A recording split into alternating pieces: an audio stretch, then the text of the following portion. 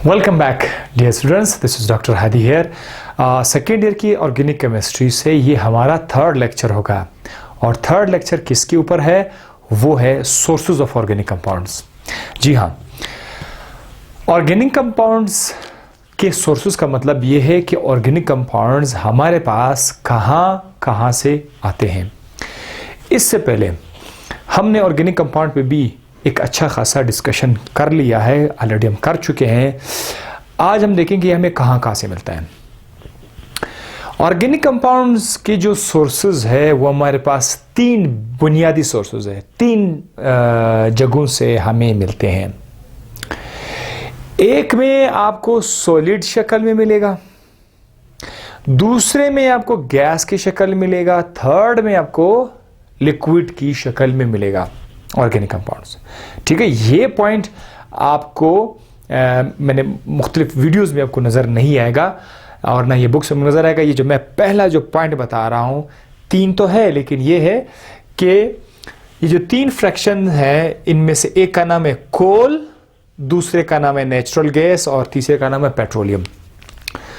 और आज मैं आपको इस लेक्चर में एक कंफ्यूजन भी क्लियर कर रहा था चलो कि कुछ स्टूडेंट्स पेट्रोलियम के बारे में जो समझते हैं वो थोड़ा सा कंफ्यूजन है, वो मैं ख़त्म करने की कोशिश करूंगा। क्यों लगता है कि पेट्रोल और पेट्रोलियम एक जैसा चीज़ है। तो आज आपको मैं बताऊंगा पेट्रोलियम और पेट्रोल में क्या फ़र्क है, पेट्रोल और डीजल क्या है, ये भी आज हम आपको बता देंगे। ये देखिए, जब भी आपको ऑर्गेनिक कंपाउंड मिलेंगे तो तीन मुख्तलिफ जगहों से मिलेंगे, जिसमें एक है सॉलिड फॉर्म। तो अगर मैं यहाँ पर लिख दूँ कि जो सॉलिड फॉर्म है उसको हम लोग कोल बोलते हैं, सॉलिड फॉर्म। तो यहां पर मैंने लिखा सॉलिड और यहां पर हम क्या लिखेंगे? गैस। और यहां पर हम क्या लिखेंगे? ये आपको मिलेगा लिक्विड फॉर्म में। ठीक है, तो ये इन तीन में से पहला जो हम लोग कोल स्टार्ट करेंगे, कोल के बारे में थोड़ा सा मैं आपके साथ ये डिस्कस करूं कि कोल के बारे में साइंस ये कहती है कि ये 500 मिलियन साल पहले का जो है पुराना है। मतलब इसकी जो शुरुआत है वो आपको 500 मिलियन ईयर बैक लेके चलेंगे। ठीक है, अब देखते हैं कि ये बना कैसे। और अक्सर जब क्वेश्चन एग्जाम में क्वेश्चन आएगा तो आपसे बताते हैं कि हाउ कोल वाज फॉर्म्ड या हाउ कोल इज फॉर्म्ड, ये क्वेश्चन आएगा कोल के बारे में। अच्छा, पहले तो कोल आपने सुना है? वैसे बहुत सारे लोगों ने सुना नहीं होगा, जो पुराने लोग उन्होंने कोयला ज़्यादा इस्तेमाल किया होगा वो लोग जानते हो। आजकल के स्टूडेंट्स को, आजकल के लोगों को कोल का क्या पता, क्योंकि वो लोग जो गैस यूज़ कर रहे हैं घर में। कोल को एक ब्लैक कलर का स्ट्रक्चर है, हार्ड, जो आपको मुख्तलिफ किस्म के पहाड़, जब पहाड़ में आपको पत्थर मिलते हैं ना, तो वहाँ पर आपको ब्लैक किस्म का पत्थर की तरह स्ट्रक्चर भी मिलेगा, जिसको हम लोग कोल कहते हैं। ठीक है, पहाड़ों से आपको मिलेगा और ये काफ़ी सख्त होता है। ठीक है, इसको लाते हैं, इसके अपने अपने पहाड़ होते हैं, वहाँ से डिटरमाइन करते हैं पहले कि इधर कोल है, उसके बाद वहाँ पर अपने बाकायदा ख़ास बंदोबस्त करके उसको वहाँ से निकाला जाता है। और कभी कभी अगर आपको न्यूज़ में आता हो कि कोई धमाका हुआ, लोग मरे, इस तरह से कुछ आपको न्यूज़ भी मिलेगा, तो वहाँ पर दरअसल ये केस होता है। कोल के बारे में ये बना कैसे, उसके बारे में ये कहा जाता है कि सबसे पहले क्या हुआ कि ये जो आपका अर्थ है, लेट्स सपोज मैंने यहाँ पर लिखा अर्थ, कहते हैं कि अर्थ के नीचे प्लांट्स दब गए। ठीक है, जो प्लांट्स है वो मरे हुए प्लांट, डेड प्लांट्स जो वो नीचे आके यहाँ पर दब गए। मतलब पहले वो ज़मीन के ऊपर पड़े थे, फिर ज़मीन के ऊपर और सरफेसेस आते गए, तो प्लांट्स क्या हुए? प्लांट्स के नीचे आते गए, ऊपर जो है सरफेस बनता गया। अकॉर्डिंग टू द साइंस हमारी ज़मीन पे वक्त के साथ साथ लेयर्स बनते गए। तो जो प्लांट्स पहले हो उतने साल पहले मर गए थे, वो जो डेड प्लांट्स थे वो ज़मीन के नीचे आते गए। अब जब ये ज़मीन के नीचे आ गए, अर्थ के नीचे यहाँ पर आप क्या जो ये डेड प्लांट्स आ गए, तो वो उसको मैं यहाँ पर क्या लिख देता हूँ? वुड। तो वुड में आप क्या कह सकते हैं? यहाँ पर लिख सकते हैं डेड प्लांट्स आप लोग लिखेंगे। ठीक है, डेड प्लांट्स आप यहाँ पर लिखेंगे। अब क्या हुआ कि ये जो स्ट्रक्चर है ये मुख्तलिफ स्टेजेस से इसको गुज़रना पड़ा, मुख्तलिफ स्टेजेस से गुज़रना पड़ा। आपने एग्ज़ाम के लिए उन स्टेजेस का नाम याद रखना है, वो नाम भी मैं आपको बताऊंगा। और साथ ही साथ ये बताऊंगा कि इसके स्टार्ट में इस पर किसने काम किया। स्टार्ट पर इस पर बैक्टीरिया ने काम किया। ठीक है, बैक्टीरिया ने इस पर काम करना शुरू किया, बैक्टीरिया ने इसके जिस्म को तोड़ना शुरू कर दिया, बैक्टीरियल डिकम्पोजिशन या केमिकल रिएक्शन से आप कह सकते हैं। जब बैक्टीरिया ने इस चीज़ पर काम करना शुरू किया तो बैक्टीरिया के एक्शन के बाद इसका शेप थोड़ा सा चेंज हो गया। इसका नाम हमने क्या रखा, ज़रा यहाँ पर आ जाए, वुड क्या हुआ, पीट में। अब ये जो नाम है पीट को आप कैसे डिफाइन करोगे? पीट को हम इससे डिफाइन करेंगे कि the product which is formed by the bacterial reaction on the wood is called as peat.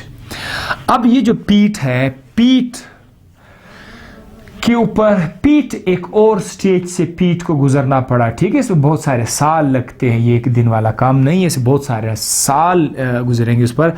पीट पर क्या हुआ फिर, हाई टेम्परेचर, बहुत ज़्यादा टेम्परेचर भी उस पर आया और प्रेशर भी आया। हाई टेम्परेचर और प्रेशर के नतीजे में ये जो पीट है ये एक और स्टेज में कन्वर्ट हुआ जिसका नाम है लिग्नाइट। और हाँ, इन हाई टेम्परेचर और प्रेशर के रिजल्ट में पीट से लिग्नाइट में जो तब्दीली आ गई उसमें यह है कि कार्बन का जो प्रोपोर्शन है, कार्बन की जो मिकदार है वो इंक्रीज होता गया, वो बढ़ता गया।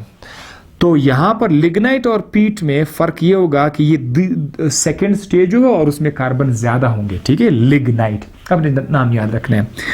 लिग्नाइट पे मजीद टाइम गुजरा, वो उसको फर्दर प्रेशर अभी भी मौजूद था। फर्दर प्रेशर ने लिग्नाइट के अंदर कार्बन को मजीद बढ़ा के, कार्बन का जो प्रोपोर्शन है उसको मजीद बढ़ाकर कार्बन लिग्नाइट को कन्वर्ट कर दिया किस चीज में, बिटुमिनस कोल में। ये स्टेज आपने याद रखना है। अब बिटुमिनस कोल को डिफाइन करने किस तरह डिफाइन हुआ, एक ही लाइन के द प्रोडक्ट। अब इस तक लिखने का जो अक्सर स्टूडेंट जो है वो कहते हैं हम लिख के क्या, the product which is formed from the lignite as a result of the high pressure, खत्म। अच्छा, लिग्नाइट को क्या करेंगे, the product which is formed from the peat as a result of high temperature and pressure। तो इस तरह से आप डिफाइन भी कर सकते हैं। अच्छा, बिटुमिनस कोल पर फिर से वही सिलसिला जारी रहा क्योंकि ज़मीन के नीचे है, तो फिर से अंडर द प्रेशर ये लास्ट में कन्वर्ट हुआ किस चीज़ में, एंथ्रासाइट में। और ये जो एंथ्रासाइट है ये बहुत ज़्यादा हार्ड है, ठीक है। इट इज़ हार्ड बनिस्बत बाकी जो स्ट्रक्चर है वो इतने ज़्यादा हार्ड नहीं थे, ये बहुत सॉफ्ट था, ये थोड़ा सा हार्ड था, ये और भी हार्ड होगा, ये उस भी हार्ड होगा। तो जैसे जैसे जैसे इनमें कार्बन का मिकदार ज़्यादा होता गया ये हार्ड होते गए और यहाँ पर ये मैक्सिमम हार्ड हो गया। ये आपका कोयले का फाइनल स्टेज है, कोयले का फाइनल फॉर्म है, राइट। सो अब आप एंथ्रासाइट को कैसे डिफाइन करोगे, मैं नहीं बोलूँगा, आप लोग डिफाइन करके कमेंट बॉक्स में डाल दें, ठीक है। बाकी गरीब लोग देखेंगे, मैं भी देख लूँगा। वैसे कमेंट में अक्सर मुझे सुन कहते हैं कि सर आप बिल्कुल भी बहुत कम जवाब देते हैं।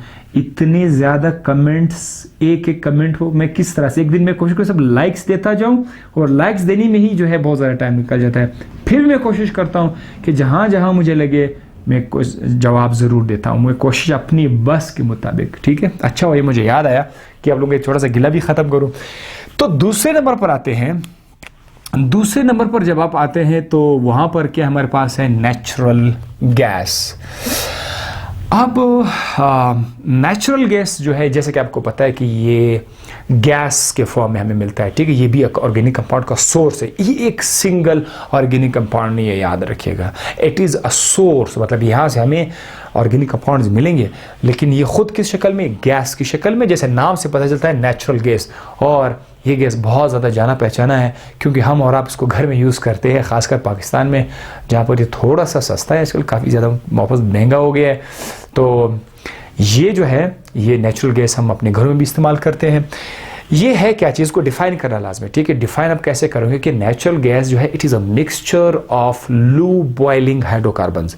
देखो हाइड्रोकार्बन से जब यहाँ पर लफ्ज़ आया कि नेचुरल गैस में आपको क्या मिलेगा, इधर जैसे कि इन्होंने लिखा हुआ है हाइड्रोकार्बन, तो इसे हम एक अंदाजा तो कर सकते हैं कि यहाँ पर आपको क्या मिलेगा, CH, ठीक है। CH ये आपको मिलेगा, हाइड्रोकार्बन आपको इसमें मिल जाएंगे, ठीक है। लेकिन यहाँ पर लिखा हुआ है लू बॉइलिंग। लू बॉइलिंग का मतलब ये है कि ये जो CC है ये इसके चेन लेंथ लंबे नहीं है, बहुत ज़्यादा शॉर्ट चेन लेंथ है, बहुत ज़्यादा शॉर्ट। यानी आप क्या कह सकते हैं कि इसमें देखो, उसमें मेजर आपको मिलेगा मीथेन, आपको मिलेगा मीथेन का जो है उसमें आप सिंगल एक कार्बन है CH4 है। तो ये तो लंबा चेन है ही नहीं, सिंगल कार्बन है तो लंबा चेन कहाँ से आया? जिस ऑर्गेनिक कंपाउंड में कार्बन की तादाद कम होती जाएगी उसके अंदर उड़ने की सलाहियत ज़्यादा आएगी। लेकिन जैसे जैसे किसी ऑर्गेनिक कंपाउंड में कार्बन की तादाद बढ़ती जाएगी, वो स्ट्रेंथन होता जाएगा, उसका बॉइलिंग पॉइंट जो है वो हाई होता जाएगा, वो गैस से लिक्विड में चला जाएगा और लिक्विड से इवन सॉलिड तक भी जा सकता है। तो उनका बॉइलिंग पॉइंट हाई होने लगता है, बहुत ज़्यादा हीट मांगता है। ये लो बॉइलिंग हाइड्रोकार्बन से अंदाजा आप कर सकते हैं कि इसमें कार्बन प्रोपोर्शन, जो कार्बन का जो चेन लेंथ है वो बहुत शॉर्ट है। तो इसमें आपको इथेन भी मिलेगा, ठीक है, CH3 भी आपको मिलेगा, लेकिन मेजॉरिटी में आपको क्या मिलेगा? CH4 मिलेगा। तो ये आपके पास एक मिक्सचर है। अक्सर MCQs में पूछा जाता है कि इसमें सिर्फ CH4 है या और भी गैसेज है। हमारे स्टूडेंट्स ने सिर्फ ये सुना होता है तो वो कहते हैं कि ओनली मीथेन इज देयर। भाई ओनली मीथेन नहीं है, इसमें और भी गैसेस है, लिखा हुआ है ना मिक्सचर। अब वो जो बाकी गैसेस उनको शो नहीं किया हुआ है क्योंकि बहुत कम है, उसके ज्यादातर आपको क्या मिलेगा? CH4 आपको मिलेगा, ठीक है। So that is why. और थोड़ा सा मैं आपको ये भी बताना चलूँ कि आप लोगों ने CNG का अगर नाम सुना होगा, CNG भी इसी का प्रोडक्ट है, लेकिन वहां पर हम क्या बोलते हैं? Compressed natural gas, CNG। ये भी आजकल बहुत महंगा हो गया है, कंप्रेस्ड। ये वही नेचुरल गैस को आप थोड़ा सा कंप्रेस करेंगे ना, तो कंप्रेस करने के बाद इसका नाम हो जाएगा CNG। अच्छा, उसके बाद हम थर्ड पर आ जाते हैं। थर्ड क्या है? वो हमारे पास है पेट्रोलियम। पेट्रोलियम मैंने कहा मैं आपसे कोई एक कंफ्यूजन खत्म कराता चलूं कि पेट्रोलियम क्या है। पेट्रोलियम ये हमारे पास एक सोर्स है ऑर्गेनिक कंपाउंड का, और ये असल में इसका असल में अगर नाम बताऊं तो वो क्रूड ऑयल है, ठीक है। क्रूड ऑयल क्या है? हमारे जमीन के नीचे, फिर से इससे पता कोई एनिमल्स, प्लांट्स, खासकर एनिमल्स यहां पर बता रहे हैं, वो डेड हो गए। दोबारा से मैं इस तरह का डायग्राम लिखूंगा। अर्थ के नीचे जो है एनिमल्स जो है वो क्या हो गए? वो मर गए, उनका जिस्म जमीन के नीचे दब गया और उनके जिस्म पर फिर से केमिकल रिएक्शन स्टार्ट हुआ, ठीक है। Biochemical decomposition. बायोकेमिकल से मुराद ये कि उन पर कुछ जिंदा चीजों ने उस पर अमल करना शुरू करे, ने जरासीम ने उन पर अमल करना शुरू किया, डिकम्पोज ने उसके जिस्म को तोड़ना शुरू कर दिया। जब उन्होंने उसको डिकम्पोज कर दिया तो उससे क्या बना? मिनरल ऑयल बना। मिनरल ऑयल, या आप उसको क्या नाम देते हैं? क्रूड ऑयल, खाम माल। एक ऐसा ऑयल जो जमीन के अंदर है, जमीन के नीचे है, आपने उसको एज सच खाम माल की शक्ल में आपने उसको बाहर निकाला, जमीन से एक्सट्रैक्ट कर दिया। जो जमीन से आप एक्सट्रैक्ट करेंगे वो आपको ऑयल की शक्ल में तो नजर आएगा, लेकिन इसको पहले इसको नाम क्या देंगे? क्रूड ऑयल का नाम देंगे, ठीक है। और जब आप उसको रिफाइंड करोगे, यानी जब आप उसको इंडस्ट्री में ले जाके इसको फ्रैक्शंस में कन्वर्ट करोगे, तब जाकर इसका नाम हो जाएगा पेट्रोलियम। सही है। तो ये आप लोगों ने नाम याद रखना होगा। Mineral oil is called petroleum when it is refined. जब आप उसको क्या करें? रिफाइंड करेंगे तो फिर इसका नाम होगा पेट्रोलियम।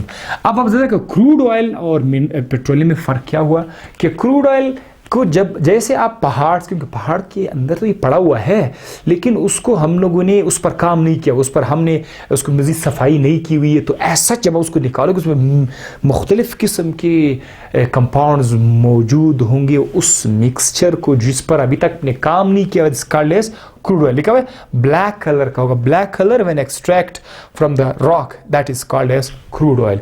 और जब आप इसी क्रूड ऑयल को रिफाइंड करोगे then that is called as a petroleum. और इसको आप पेट्रोलियम का डेफिनेशन क्या है? Mineral oil when it is refined, when it is refined. Refined में हम करते क्या है? हम इस लिक्विड को उठा के फ्रैक्शनल डिस्टिलेशन के जरिए इनको प्रोसेस करते हैं, और इससे हमें क्या मिलेगा? इसके अंदर मुख्तलिफ़ किस्म के कंपाउंड जो है वो हम लोग अलग करेंगे। पहले तो वो मिक्स है, सारे के सारे एक दूसरे के लिए मिक्स है। जब हम एक एक कंपाउंड को अलग अलग सेपरेट करके अलग अलग फ्रैक्शन में डाल देंगे तो that is called as fractional distillation.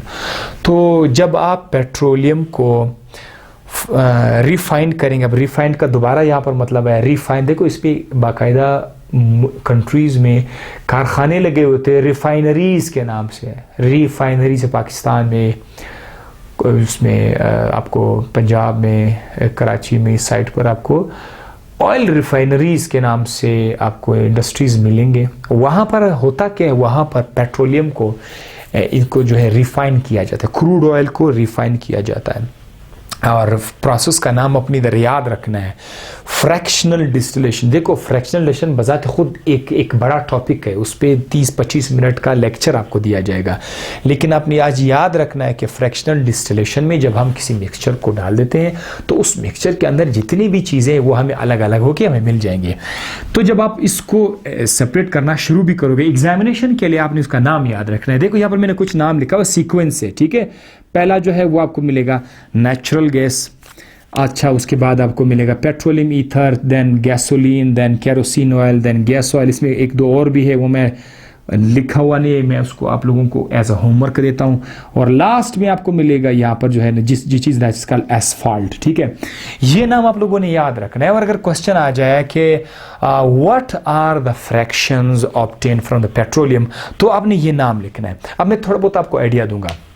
आप किसी भी पंजाब बोर्ड से, केपीके बोर्ड से, बलूचिस्तान बोर्ड से, किसी भी बुक में जब आप जाएंगे तो आपको ऑर्गेनिक केमिस्ट्री के इस पहले चैप्टर में ये टेबल ज़रूर मिलेगा। उस टेबल में आप चले जाए तो वो टेबल में आपको ये नाम नजर आएंगे। और ये जो मिसिंग नाम है, मैं चाहता हूँ कि वो मिसिंग नेम्स आप लोग खुद निकाल के दें, क्योंकि मैं चाहता हूँ कि आप खुद भी थोड़ा सा इन्वॉल्व हो जाए, ठीक है। तो पहले का जो नाम है वो है नेचुरल गैस, और नेचुरल गैस ऑलरेडी आप लोग पढ़ चुके हैं। एक तो यहाँ पर नेचुरल गैस है और यहाँ से भी आपको, यानी आपको नेचुरल गैस एक तो कुदरती तौर पर आपको as a mineral under the earth crust भी आपको मिल सकता है, ठीक है। दूसरी बात, अगर आपके पास क्रूड ऑयल आ जाए तो ये दूसरा तरीका है, दूसरा रास्ता, यहाँ से भी आपको नेचुरल गैस मिल सकता है। नेचुरल गैस का बॉइलिंग पॉइंट बहुत कम होगा, ठीक है।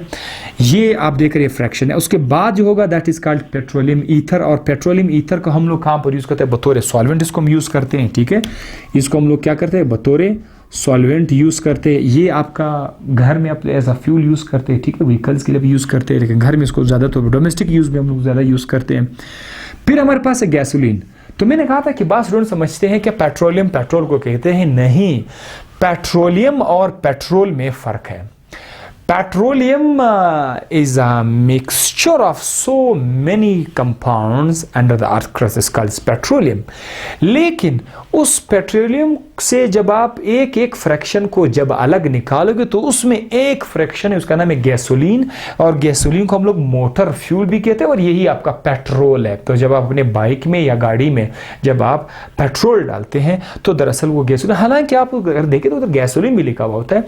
तो गैसोलीन का दूसरा नाम मोटर फ्यूल है, ये आप इसको पेट्रोल कह सकते हो। ये रहा फर्क, पेट्रोल और पेट्रोलियम में फर्क। तो ये आपसे पूछा भी जाएगा, अक्सर फेडरल बोर्ड में ये पूछा जाता है कि what is the difference between petrol and petroleum. अच्छा, उसके बाद मिट्टी का तेल, केरोसिन ऑयल, ये आपने सुना होगा, ये आपको मिलेगा केरोसिन ऑयल। इसके बाद आपको केरोसिन ऑयल मिलेगा। अच्छा, ये सीक्वेंस में कहता हूँ क्यों लाजमी है, थोड़ा सा उसमें भी मेरा एक मकसद है।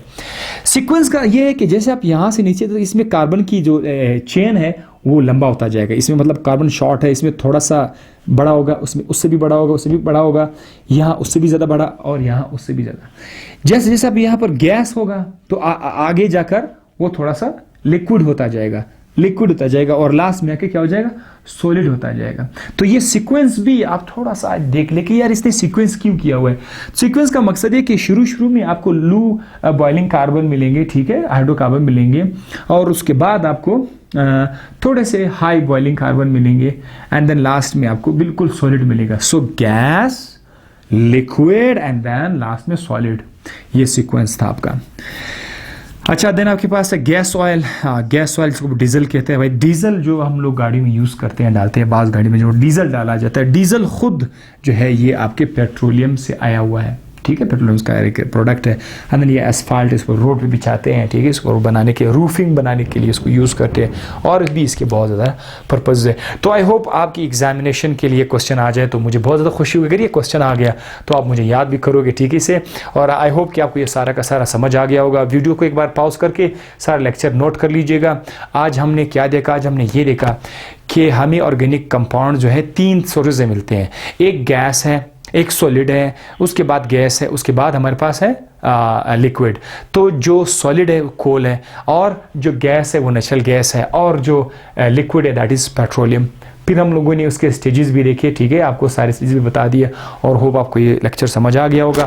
हमेशा की तरह मैं आपको एक मशवरा देता हूँ कि माइंड के अंदर सोचने का सलाहियत जो है उस पे काम करना शुरू करें, बाकी सब कुछ ओके हो जाएगा।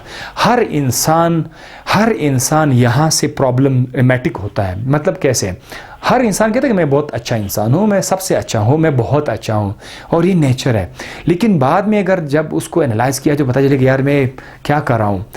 तो यहाँ पर आपने करना क्या है? आपने दूसरों के बारे में अपनी सोच को सही करना है। मतलब कैसे? आप सिर्फ ये सोचना शुरू करें कि ये बंदा अच्छा बंदा है, he is good person, because जिस खालिक ने आपको बनाया है उसी खालिक ने उसी को भी बनाया होता है। लिहाजा दूसरों को रिस्पेक्ट देने की कोशिश करें, एक दिन आपको भी रिस्पेक्ट मिलेगी, ज़बरदस्त रिस्पेक्ट मिलेगी। और लोगों से कभी भी एक्सपेक्टेशन मत करना कि मुझे रिटर्न में कुछ फ़ायदा मिले। आप ज़िंदगी में बहुत ज़्यादा परेशान हो जाएंगे। नेकी कर, दरिया में डूब, दरिया में जो है ना फेंक दे उसको, ठीक है। मुझे दीजिए इजाज़त। लाइक ज़रूर दीजिएगा, कमेंट ज़रूर कर दीजिएगा, सब्सक्राइब भी कर दीजिएगा, और अपने दोस्तों के साथ इस वीडियो लेक्चर को शेयर भी कर दीजिएगा। और साथ साथ कमेंट में आप लोगों की जो बातें कि आप जल्दी से वीडियो अपलोड करते जाइए। मैं कोशिश कर रहा होता हूँ, सब के लिए मेरा एक ही जवाब है, I am trying my level best कि मैं ज़्यादा से ज़्यादा जो है अपलोड करूँ। दिस इज़ संडे, और आज मुझे मौका मिला कि मैंने एक लेक्चर भी रिकॉर्ड किया। Thank you.